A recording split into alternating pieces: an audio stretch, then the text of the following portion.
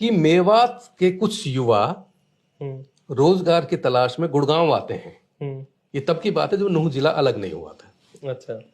तो गुड़गांव में जैसे आप आते हैं राजीव चौक की तरफ से, उधर से अलवर की तरफ से, हम्म तो एक सोहना अड्डा पड़ता है हम्म आज भी। तो वहां लेबर खड़ी होती है, जैसे अब चौक चौराहे पे देखते हैं हम्म कि सवेरे लेबर खड़ी होती काम की तलाश में। तो वहां से दो लड़के भी गए, मेवात से खड़े हो गए। तो जी आए भाई, जैसे किसी की कोई आया भाई को काम कराना है तो लोग तो जाएंगे, हाँ जी बाबू जी बताओ आप, जैसे अगर आपको लेबर चाहिए तो normally। ऐसे करते हैं ना। हाँ। शहर में दिल्ली में भी आपको यही जगह जगह मिल जाएंगे। तो वो आए, उसके पास एक आदमी आता है तो वो पूछते हैं कि हाँ जी बाबू जी बताओ क्या काम है। वो जो मेवात के थे, कहने भाई ईंट उठवानी है, कुछ ईंट है 5-1 हजार वो अंदर डलवानी है। कहना बाबू जी मेरी तो कड़ी दुख है ना, कुछ और। वो दूसरी जगह चला गया। फिर एक दूसरा आदमी आया, हाँ जी बाबू जी बताओ क्या काम है। कहना भाई बाहर थोड़ी बजरी पड़ी है, वो बजरी अंदर करवानी। बाबू जी कहा करो, मेरी तो नाड़ जो है ना यहाँ में दर्द सो मचे है ना। वो भी चला गया।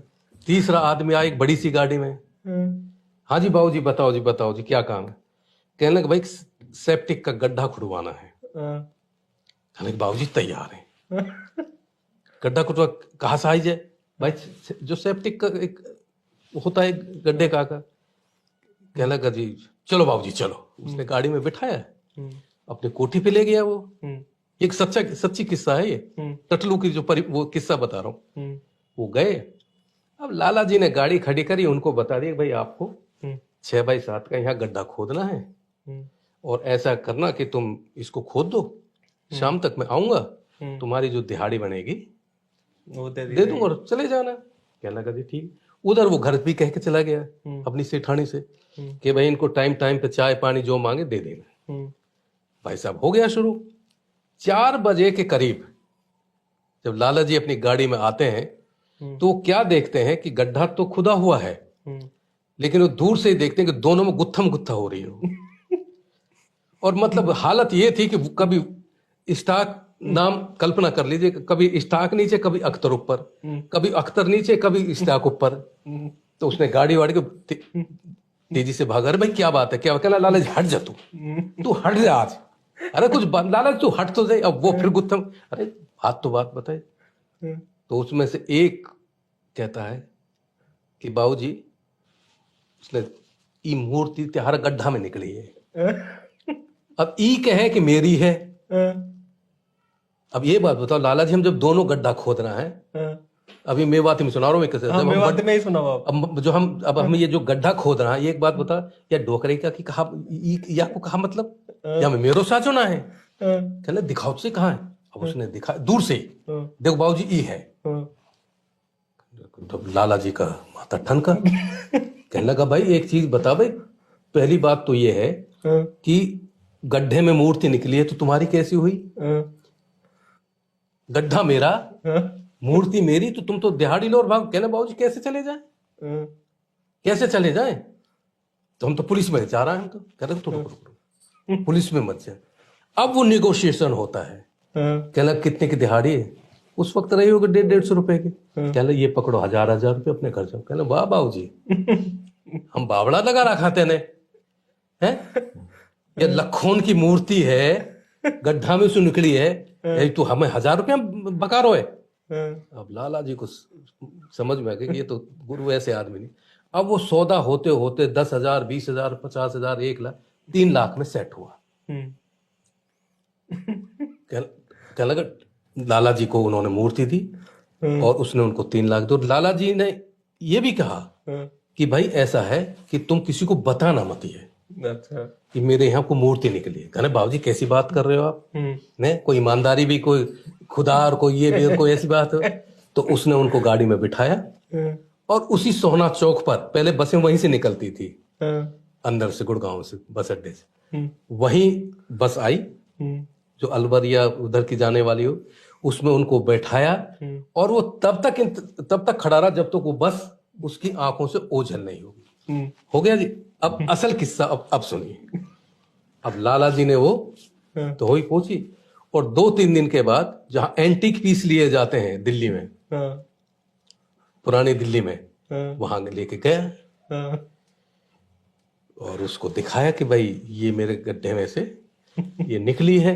कहने लगा जी क्या है? कहने लगा, उसने देखा उसको दूर फेंक के मारा दुकानदार ने। अब जैसे लाला जी ने देखा कि भाई क्या है, क्या भाई एंटीक पीस है, तो कह हमें बेवकूफ बना रहा है, ये मूर्ति बाजार से खरीदी गई है, इसको नकली बनाया गया है। अब लाला जी का तो दम ऊपर कर, इसको कहते टटलू काटना। भगवान। ये ऐसे मेवात में बड़े किस्से हैं। और आजकल ये ऑनलाइन हो गया टटलू काटना। अच्छा। मतलब आपके पास कोई नई गाड़ी है, आपकी गाड़ी का तस्वीर लिया और ओलेक्स पे डाल दिया वो,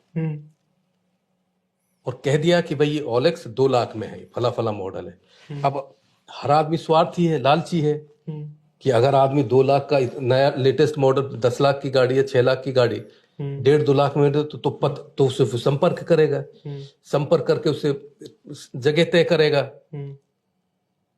कि भाई पैसे कहाँ लेके आऊं मैं, तो उसको बुलाया जाएगा कहीं। जब लेकर जाएगा तो अब वो कहेगा कि भाई कहाँ है गाड़ी, तो लिए तो कल गाड़ी वाड़ी कुछ नहीं, तो उससे तेरे वाले और छोड़ दे तो। मतलब ना, हाँ वो भी ले जा, बक्से जो पैसे लेकर है। अब इन सब चीजों का संबंध सीधा सीधा से हम बात करें तो रोजगार से जुड़ा हुआ है। अगर हमारे देश में रोजगार हो, अच्छी शिक्षा हो, तो शायद ये नौबत नहीं है। और जहां तक क्राइम की हम बात करते हैं,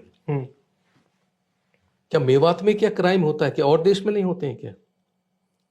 नहीं, दिल्ली के पास है, यहाँ ज्यादा होते हैं, इसलिए वो बात होती है। नहीं, सब जगह होते हैं। देखिए होता क्या है ना कि जहां जो एक बार जिस चीज को, जिस इलाके को आप बदनाम कर, जो एक बार उसमें आ जाता है, तो वो सब जगह है। पर सर ये बदनाम पिछले 100-150 साल से थोड़े ना है। नहीं अभी हुआ नहीं 500-700 साल ना 500 साल 500। देखिए आप वो नाहर सिंह की बात करते हैं, वो यही तो लिखते हैं, यही तो लिखता है कि वहां पे वो गुंडागर्दी कर रहे हैं, वो वहां पर देखिए पाट कर रहे हैं, तो उनको बुलाओ यहाँ, एम्प्लॉयमेंट दो और उनको पेंशन। उस गुंडागर्दी और इस गुंडागर्दी में फर्क ये है कि आज जो देश के हालात हैं, अगर आप अनएम्प्लॉयमेंट की अगर बात करें तो मैं समझता हूं कि मेवात तो चूंकि हमेशा से उपेक्षित रहा है शासन प्रशासन और सरकार की तरफ से, तो अगर यहाँ अब जो ध्यान दिया जा रहा है, अब यही ध्यान आज से 25 साल पहले दिया जाए। जैसे कि एक हमारे मेवात में, हम जब बचपन में थे तब से हम ये सुनते आते हैं मेवात से रेल निकलेगी।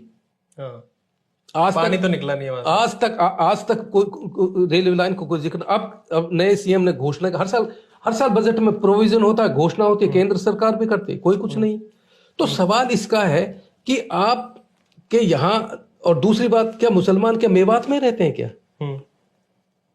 तो है क्या कि उस पर नैरेटिव बनाने में इसलिए सुविधा होती है कि एक तो दिल्ली के पास है, और जो मेवात के बारे में जो ये कहा जा रहा है कि वहां हिंदुओं को प्रताड़ित किया जा रहा है, वहां से तो हिंदू पर छोड़ के आ रहे हैं। देखिए ये जो पलायन की जो समस्या है, ये जो भगदड़ 80 के दशक में मची थी, वो पूरे देश में मची थी।